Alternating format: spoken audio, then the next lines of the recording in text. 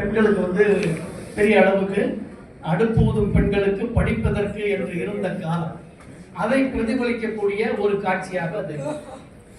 தபால்காரர் ஒருத்தர் வருவார், அம்மா உங்களுக்கு மணி ஆர்டர் வந்திருக்கு.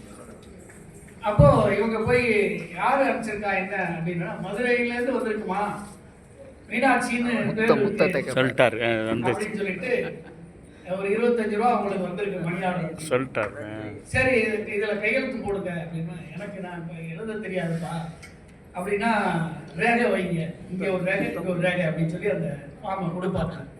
உள்ள போய் ரேகை வச்சுட்டு வருவாங்க. அந்த உடனே இவர் பையிலேருந்து எடுத்து 25 ரூபா எடுத்து கொடுப்பாரு. கொடுத்துட்டு அந்த மணி ஆர்டர் ஃபார்ம்ல இருக்கக்கூடிய கீழ் பகுதியை கிழிச்சு அவங்ககிட்ட கொடுப்பாங்க.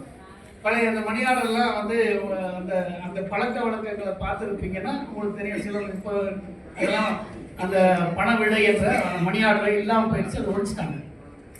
அதில் கீழே என்னன்னா, எதற்காக இந்த பணத்தை அனுப்பிச்சிருக்கோங்கிற ஒரு தகவலுக்காக சின்ன இடம் விட்டுருப்பாங்க.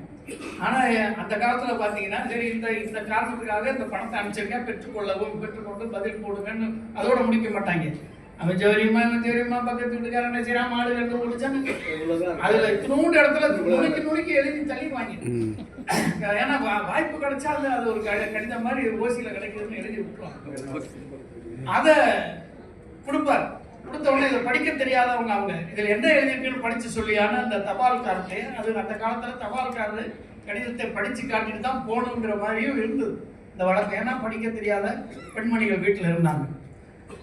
அவர் வாசிப்பார், அம்மா உங்களால் நான் கல்வி அறிவு பெற்றேன். ஒரு அனாதை சிறுமியை படிக்க வச்சிருக்காங்க. எனக்கு இப்போது மதுரையிலே ஒரு வேலை கிடைத்து விட்டது. என்னுடைய நன்றி கடனுக்காக என்னுடைய முதல் மாத சம்பளத்திலிருந்து ஒரு 25 ரூபாயை உங்களுக்கு அனுப்பியிருக்கிறேன் அப்படின்னு எழுதி. அட விசுவாசம் உள்ளவளே, பணம் வேற அனுப்பிச்சு நன்றி சொல்லியிருக்கேன் அப்படின்னு அந்த அம்மா சொல்லும். வேற என்ன எழுதியிருக்கு அப்படின்னு கேட்கும். அதோடு என்னுடைய கிஸ்ஸையும் அனுப்பி இருக்கிறேன் அப்படின்னு எழுதி. சரி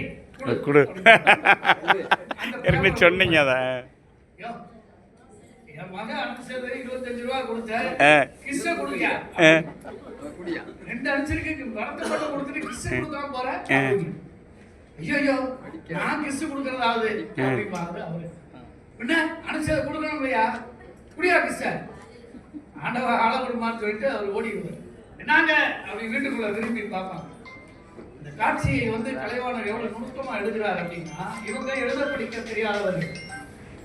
அவர் அவருக்கு எழுத படிக்க தெரியும்ன்றதை உணர்த்துவதற்காக என்ன செய்வார்னா, ஒரு பேப்பரை படிச்சுட்டே வருவார், செய்தித்தாளை வாசிச்சுட்டே வருவார்.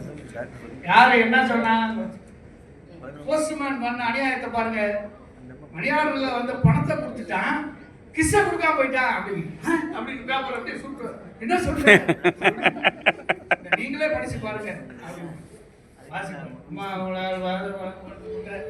எனக்கு முதல் மாத சம்பளம் 25 ரூபாய் கிஸ்ஸி, இதையே அவன்கிட்ட போய் கேட்டேன் அப்படின்னு கேட்பாரு. ஆமாங்க, எத்தனை தடவை கேட்டான் கொடுக்காம போயிட்டான். கிஸ்னா என்னன்னு தெரியுமோ? தெரியாதுங்களே. முத்தம் அப்படின்னு சொல்லிட்டு இந்த நகைச்சுவை காட்சி தன்னுடைய சொந்த மனைவி, அவங்க 2 பேரும் கணவன் மனைவி ஒரிஜினலாவே, அந்த காட்சியில இன்னொரு ஆடவன்கிட்ட போய் எனக்கு கிஸ்ஸ முடியாதுன்னு கேட்க வச்சு எவ்வளவு பெரிய. ஆனா பார்க்கக்கூடிய பார்வையாளர்களுக்கும் இதனுடைய அர்த்தம் தெரியும்.